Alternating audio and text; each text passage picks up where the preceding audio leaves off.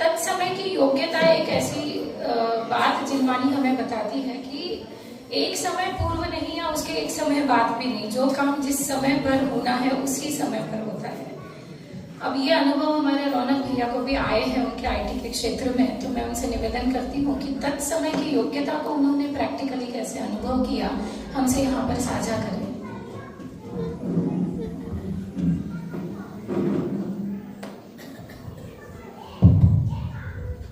धन्यवाद गरिमा जी।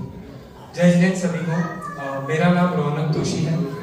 मैं IT sector से बिलोंग करता हूँ और करीब 18 साल से इसी सेक्टर में काम कर रहा हूँ।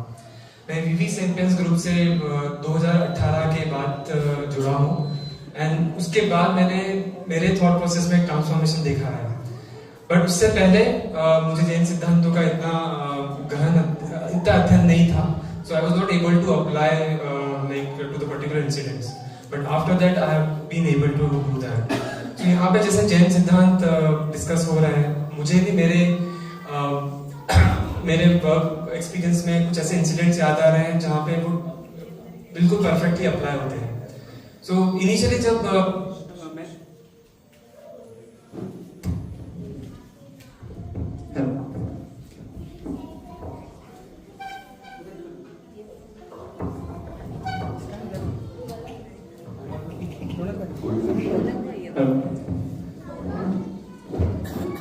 इनिशियली जब मैंने आईटी सेक्टर में ज्वाइन किया तो जनरली आईटी सेक्टर में एक बहुत ये रहता है कि हमको अब्रॉड लोकेशन में जाने का अवसर कब मिलेगा, ऑन साइट जाने का अवसर कब मिलेगा। तो सिमिलरली मेरी भी एक यही इच्छा थी कि मुझे कब वो अपॉर्चुनिटी मिलेगी।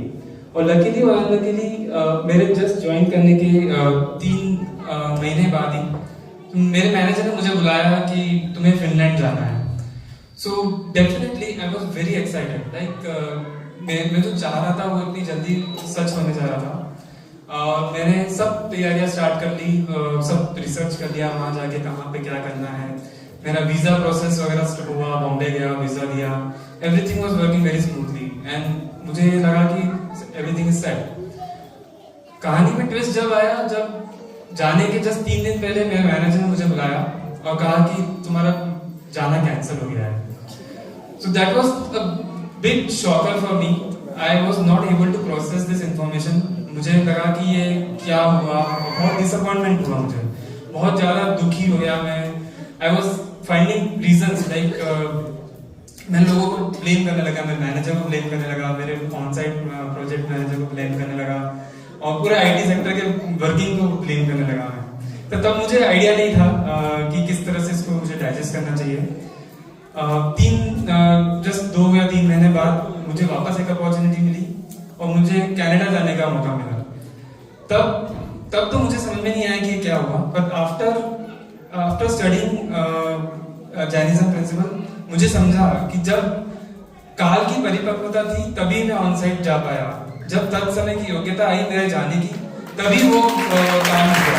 अदरवाइज वो काम होना ही नहीं था। चाहे सारे everything was perfect, visa, everything, but it has to happen when the time was right. तो मैं इस तरह से उसको अब समझ पा रहा हूँ और ऐसे बहुत से इंसिडेंट्स हैं जहाँ पे मैं उसको अप्लाई कर पा रहा हूँ।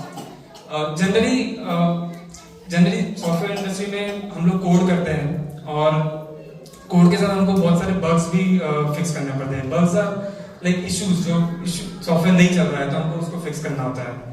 और इतनी बार हम लोगों ने ये देखा है कि उन बग्स को फिक्स करने में हमको दिन लग जाते हैं, हमारा पूरा एफर्ट्स उसमें चले जाते हैं। कभी-कभी रात को सपने आते हैं बग्स के, इसको कैसे सॉल्व करना है, बट वो सॉल्व नहीं होता है। एंड कभी-कभी ऐसा होता है कि जस्ट एक ब्रेक लिया या फिर अगले दिन सुबह मॉर्निंग में आया और वो क्लिक हो गया और वो फिक्स हो गया एंड ऐसा लगता है कि सामने ही था इशू और मुझे दिख नहीं रहा था। तो यहाँ पे भी मेरा I am coming to that point कि फ्रस्ट्रेशन नहीं करना है। लाइक मुझे उस समय नहीं पता था, बट अभी ऐसा लग रहा है कि वो भी तत्समय की योग्यता के अनुसार ही वो बग मिलना था, तभी उसको फिक्स होना था और तभी वो फिक्स हुआ। चाहे मैंने कितना ही उसमें एफर्ट्स डाल दिए, फ्रस्ट्रेशन कर लिया, स्ट्रेस ले लिया, उससे वो सॉल्व नहीं हुआ। वो मेरे एफर्ट्स प्लस उस समय की योग्यता से ही वो काम हुआ। सो मेरे एक्सपीरियंस के माध्यम से मैं यही कहना चाहता हूँ कि हमारे किसी भी कार्य क्षेत्र में, आईटी इंडस्ट्री में चैलेंजेस रहते हैं और हमको अगर उनको स्ट्रेसफुली और with less stress and peacefully अगर नेविगेट करना है तो ये जैन सिद्धांतों को हमको अप्लाई करना ही है। अदरवाइज हम लोग हर एक पॉइंट पे स्ट्रेस लेंगे, हर एक पॉइंट पे फ्रस्ट्रेट होंगे। जैसे कि आदरणीय सुमन जी बोलते हैं कि जैन धर्म का उद्देश्य है सुखी होना, और अगर हम हमारे प्रिंसिपल्स को अप्लाई करके सुखी नहीं हो पा रहे हैं या फिर हम उनसे दुख कम नहीं कर पा रहे तो हमें मेहनत करने की जरूरत है। और ये मैंने थॉट प्रोसेस में मेरी ट्रांसफॉर्मेशन देखा है, और मैं अपने पर्सनल एक्सपीरियंस से, पर्सनल जर्नी से आप सभी को बोलना चाहता हूँ कि जैन प्रिंसिपल्स ही एक मार्ग है जहाँ पे हमको सुख और शांति का द्वार खुलेगा।